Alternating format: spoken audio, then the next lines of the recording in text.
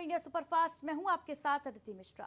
त्योहार बाद में आते हैं, सियासत और गाइडलाइंस पहले आ जाती हैं। एक तरफ जहां मुस्लिम समुदाय अपनी तैयारियों में जुटा है, वहीं दूसरी ओर अलग अलग राज्यों की सरकारों ने कड़े नियम कायदे और पाबंदियों की ऐसी फहरिस्त जारी कर दी है जिसने एक नई बहस को जन्म दे दिया है। सवाल उठ रहा है कि क्या ये सख्ती केवल कानून व्यवस्था बनाए रखने के लिए है या फिर इसके पीछे कोई सोची समझी सियासी स्क्रिप्ट लिखी जा रही है। रिपोर्ट देखिए। मियां भाई का त्योहार नजदीक आते ही देश में एक बार फिर सियासत का बाजार गर्म दिखाई दे रहा है।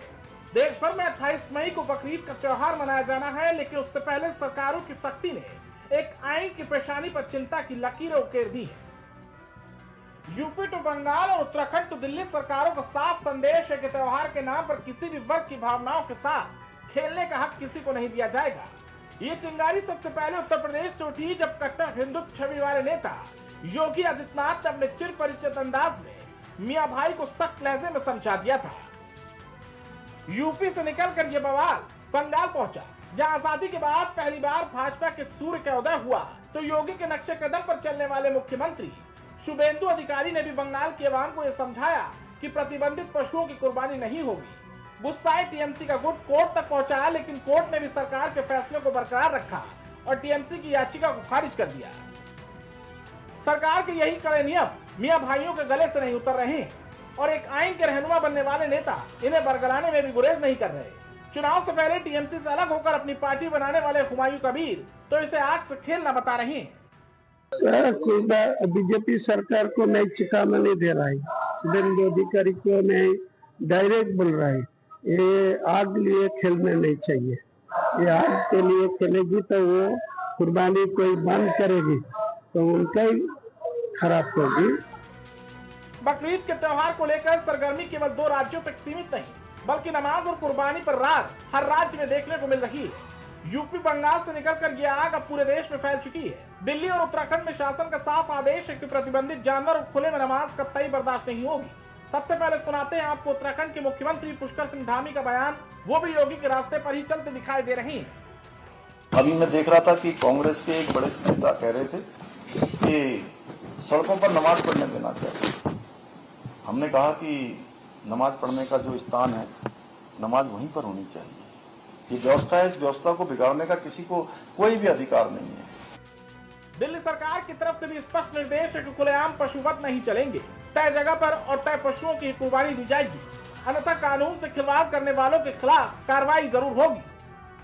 बकरीद के त्योहार के अवसर पर दिल्ली में गौवंश, गाय, बछड़ा तथा ऊंट व अन्य प्रतिबंधित जानवरों की कुर्बानी पूरी तरह से गैर कानूनी है और ऐसा करने पर या ऐसा करने की कोशिश करने पर आपराधिक मामला दर्ज किया जाएगा, कानूनी कार्रवाई की जाएगी। इसी के साथ साथ सार्वजनिक स्थानों पर, सड़कों में, गलियों में, सार्वजनिक स्थलों पर कुर्बानी भी पूरी तरह से प्रतिबंधित है, इसकी अनुमति नहीं है और ऐसा करने वालों पर भी कानूनी कार्रवाई की जाएगी। बकरीद पर शुरू हुई रार हर राज्य में फैल रही है। सरकारें जहां पुरानी व्यवस्थाओं का दम घोटना चाह रही, तो वहीं एक आइन की सियासत करने वाले कुछ सियासतदान विवादित बयान देने में भी पीछे नहीं छूट रहे। फिलहाल देखना होगा कि बकरीद पर शुरू ये लड़ाई कहां जाकर खत्म होगी। Desk report, India superfast. उफ, ये बेबसी का आलम, ये रातों में बिजली का जाना लोगों के लिए मुसीबत का अंबार खड़ा कर चुका है। दिन पसीना पोंछते पोंछते गुजर रहा है और रातें सड़कों पर बिजली की उम्मीद में। मई में गर्मी का पारा खूब रुला रहा है, तो वहीं लाइट की समस्या भी लोगों की जिंदगी में दस्तक दे रही है। रिपोर्ट देखिए। एक तो करेला, दूजे नीम चढ़ा, ये कहावत इस वक्त उत्तर प्रदेश के मौजूदा परिदृश्य पर बिल्कुल सटीक फिट बैठती है। एक तरफ तो सूरज की गर्मी अपने पूरे उरूस पर है, घर से निकलते ही सूरज की तपिश लोगों को गला सुखा रही है। जैसे तैसे लोग दिन का सफर तो काट रहे हैं, लेकिन अब यहाँ रातें गुजारना भी दूभर हो चुका है, क्योंकि आवाम को जोर का झटका धीरे से नहीं बल्कि अंधेरे से लग रहा है। दिन में सूरज की हिद्दत और शब ढलते ही बिजली की नाकामी का डेंट लोगों की मुश्किलें कम होने के बजाय दोगुनी कर रहा है। आवाम इस वक्त दोहरी मार से बेहाल है और हुक्मरानों के वादे हवा हवाई साबित हो रहे हैं। अब ऊर्जा विभाग के ऊपर केवल विपक्षी नहीं बल्कि सत्ता पक्ष के विधायक भी सवाल खड़े करने लगे हैं। बीजेपी विधायक राजेश्वर सिंह ने ऊर्जा मंत्री को पत्र लिखकर कहा कि लखनऊ सहित अनेक क्षेत्रों में वर्तमान भीषण गर्मी के दौरान विद्युत आपूर्ति की स्थिति गंभीर चिंता का विषय बनी है। बार बार बिजली बाधित होना, low voltage, transformer overload, feeder tripping, underground cable faults, fuse failure तथा शिकायतों के निस्तारण में देरी के कारण आम जनता में असंतोष बढ़ रहा है। ये समस्या केवल वर्तमान सेशन की नहीं, बल्कि पिछले वर्ष भी गर्मी के दौरान कई क्षेत्रों में इसी प्रकार की शिकायतें सामने आई थी। इसलिए इस वर्ष की ऑनगोइंग कंप्लेंट्स और पिछले वर्ष की समस्याओं को साथ रखकर डिटेल्ड एनालिसिस किया जाना अत्यंत आवश्यक है। एक तो लोग गर्मी से पहले ही परेशान हैं, ऊपर से रातों में लाइट की पाबंदी लोगों के गहरे जख्मों पर मिर्च का काम कर रही है। सड़कों पर लाइट की भीख मांगने वाली जनता को उजाला तो नहीं, बल्कि धमकियों की ज्वाला जरूर धधकती दिखाई दे रही है। फिर बाद में कल मेरे के पास बताइएगा कि एक तो पहले गर्मी से परेशान थे, मुकदमे से भी झेलना पड़ेगा।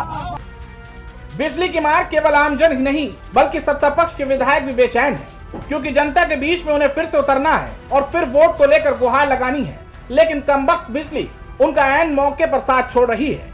रायबरेली से बीजेपी के विधायक अशोक भी फोन पर अधिकारियों से लाइट की व्यवस्था करने के निर्देश देते नजर आए थे। ये क्या दिक्कत है भाई, सबसे ज्यादा डी बिजली घर की समस्याएं आ रही है। मतलब मुझको कम से कम पिछले 2 घंटों में कम से कम 25-30 लोगों का फोन आ चुका है। और हाँ, सबसे ज्यादा डी बिजली घर की जो है, क्या आप लोग जानबूझकर ऐसा करते हैं क्या?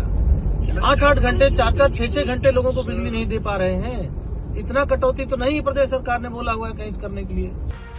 बिजली की समस्या केवल 1-2 जिले की नहीं, बल्कि अलग अलग जिलों में तस्वीर एक जैसी ही है।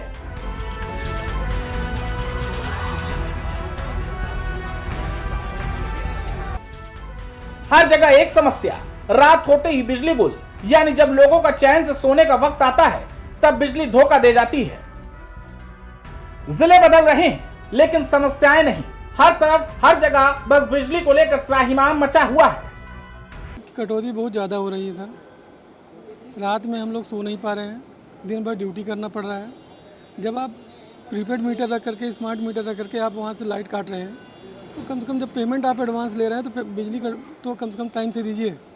राजधानी में भैया बिजली सप्लाई तो बहुत व्यवस्था ख़राब है, बहुत ही ख़राब व्यवस्था है। आदमी दिन में काम करता है, रात में सही से सो भी नहीं पा रहा है। रात में 12-1 बजे 2 बजे जब मन कर रहा है लाइट काट दे रहे हैं। 2-2 घंटे 3 घंटे लाइट ही नहीं आ रही है। क्या कहना चाहेंगे? मैं ये कहना चाहूँगा सबसे ज़्यादा बिजली की प्रॉब्लम कानपुर में है, और जगह जगह पर, हर जगह कोर्ट हो, ऑफिस हो, चैम्बर हो, कहीं भी लाइट नहीं आ रही है। केस को विभाग को इस बात पर विशेष ध्यान रखना चाहिए कि बिजली पर्याप्त रूप से दे।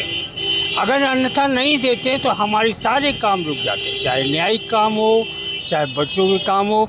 इसलिए इस बात को विशेष ध्यान रखते हुए जितनी आपूर्ति हो सके करें। लखनऊ की अगर बात करें तो पावर कट से लोग परेशान हैं और प्रदर्शन करने को मजबूर हैं। वहीं मुजफ्फरनगर में बिजली कटौती के खिलाफ लोगों ने हाईवे जाम कर रखा था। चंदौली की बात करें तो 9 से 10 घंटे बिजली मिलने से नाराजगी दिखाई दे रही है। साहिबाबाद में बिजली विभाग के खिलाफ लोगों का प्रदर्शन। रायबरेली में 12 से 14 घंटे तक पावर कट का दावा किया जा रहा है। जिले बदलने से सिर्फ नक्शे बदलते हैं साहब। पावर हाउस के अंदर बैठा वो लाइनमैन नहीं बदलता, जिसका हाथ हमेशा हैंडल पर रहता है कि कब गिराऊं और कब जनता को तड़पाऊं। नेताजी स्टेज पर आकर चिल्लाते हैं, अब तो लोग बिजली आने पर ताली बजाते हैं और जाने पर नॉर्मल हो जाते हैं। धन्य है ये व्यवस्था जहां जिले तो हाईटेक हो रहे हैं, लेकिन रातें आज भी ब्लैक एंड व्हाइट जमाने की याद दिला रही हैं। Desk report, India superfast. क्या इंडिया ब्लॉक में सब ऑल राइट है? क्या चुनाव से पहले एक बार फिर बिखराव देखने को मिलेगा? हर राज्य में गठबंधन का एक ही सूरत हाल नजर आता है। दिल्ली लोकसभा की लड़ाई साथ लड़े, लेकिन राज्यों की लड़ाई में एक दूसरे को पानी पी पी कर गालियां बकने लगते हैं। लेकिन इस बीच अखिलेश का संदेश क्या मरहम लगाने का काम करेगा? खास रिपोर्ट देखिए। चुनाव आते ही क्या यूपी में भी इंडिया गठबंधन की गिरहें खुलने वाली हैं? हर राज्य की तरह क्या यूपी में भी गठबंधन का हाल वही होगा?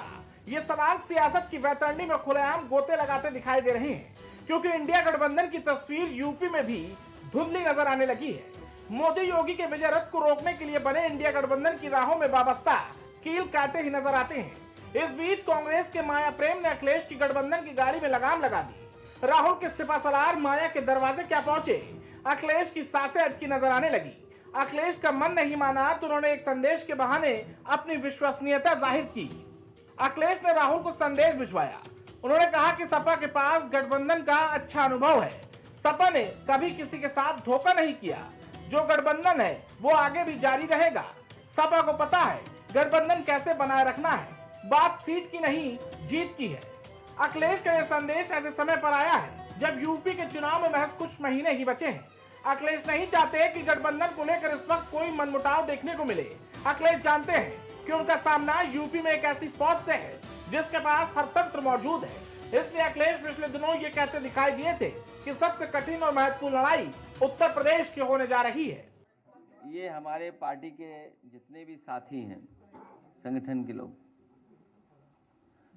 5 वोट भी अगर बूथ पे हम लोग बढ़ा ले जाएंगे, 5 वोट भी पर बूथ, तो बीजेपी का पता नहीं लगेगा। इसीलिए बीजेपी घबराई हुई है, इसीलिए बीजेपी घबराई हुई है। और सबसे कठिन, सबसे महत्वपूर्ण लड़ाई उत्तर प्रदेश की होने जा रही है। हमें हर एक से लड़ना पड़ेगा, लेकिन हमें पूरा भरोसा है उत्तर प्रदेश की जनता पर कि इस बार समाजवादियों की ऐतिहासिक जीत होगी, पीडीए की सरकार होगी, सामाजिक न्याय के राज की स्थापना होगी। यूपी में इन दो लड़कों की जोड़ी इससे पहले भी साथ आई थी, लेकिन उस चुनाव में बड़ी बुरी हार का सामना दोनों ही पार्टियों को करना पड़ा था। 2017 से पहले यूपी में अखिलेश यादव की पार्टी सपा सत्ता में थी। 2017 के विधानसभा चुनाव में सपा और कांग्रेस ने गठबंधन किया था। कांग्रेस ने 105 सीटों पर चुनाव लड़ा था, जबकि सपा ने 298 सीटों पर प्रत्याशी उतारे थे। इनमें से कांग्रेस 7 सीटों पर जीत पाई और समाजवादी पार्टी 47 सीटों पर। इस तरह सपा कांग्रेस के गठबंधन को कुल 54 सीटें ही मिल पाई थी। वहीं अगर वोट प्रतिशत पर नजर डाली जाए तो समाजवादी पार्टी का उस वक्त वोट प्रतिशत 21.8% रहा था, वहीं कांग्रेस का 6.2% रहा था। और कुल अगर वोट प्रतिशत की बात की जाए तो 28% वोट ही सपा और कांग्रेस ने जुटाए थे। अब महीने कम बचे हैं, तैयारी ज्यादा, लेकिन गठबंधन की खटास क्या एनडीए गठबंधन की पेशबंदी पर असर डालेगी? अगर ऐसा होता है तो एनडीए के लिए यूपी का चुनाव जीतना आसान हो जाएगा। खैर, जो भी हो, देखना दिलचस्प होगा कि आगे की तस्वीर क्या दिखाई देती है। Desk report, India superfast.